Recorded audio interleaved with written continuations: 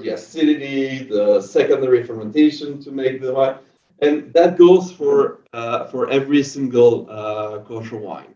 The only difference, really, in terms of process, ingredients, etc., is really the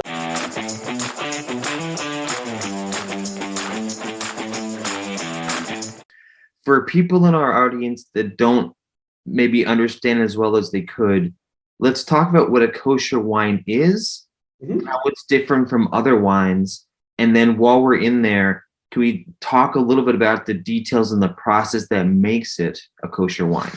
Okay, so for that, I'm gonna pick up this bottle specifically.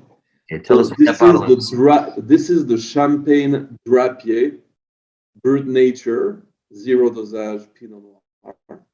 So very nice bottle of champagne.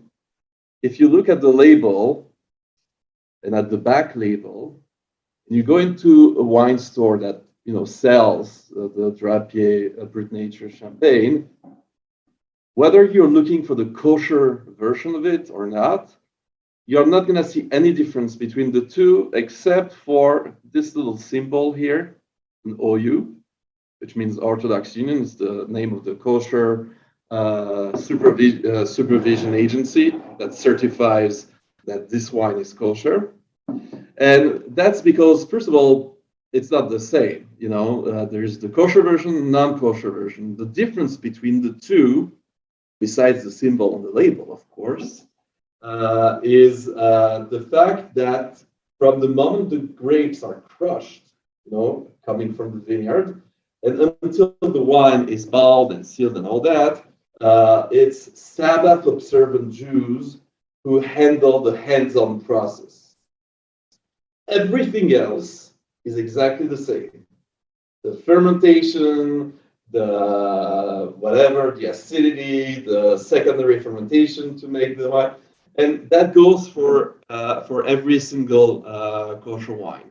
The only difference, really, in terms of process, ingredients, etc., is really the process itself. The winemaking process itself has to be done by Sabbath observant Jews, and that's pretty much it. Of course, the ingredients should be kosher, but that's usually the case. There's some fining agents sometimes that can be non-kosher. That's very rare. I would say that 95%, maybe even more, of all wines produced in the world do not have any non-kosher ingredients. It's really about who handles the process. Wow. So in some ways, and tell me if I'm wrong, I don't want to say it's a misconception, but the difference between a kosher wine and non-kosher wine, other than the label itself, there may not be that much of a difference. Exactly.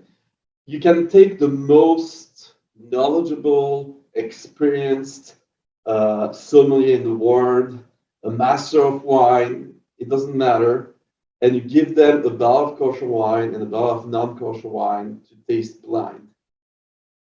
They won't be able to tell you which one is the kosher one, which one is the non-kosher, because there is absolutely no way to tell based on taste.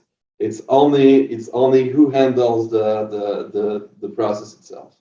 There's otherwise absolutely no difference. A very big special thank you to Vrbo. With over 2 million bookable vacation rentals, Vrbo connects homeowners with families and vacationers looking for something more than a hotel for their trip. The Vrbo community offers families an array of rental property types such as condos, cabins, lake rentals, beach houses, and more.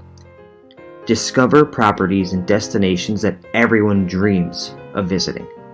Vrbo, where families travel better together. Find more information at vrbo.com. That's vrbo.com. Okay, back to the show.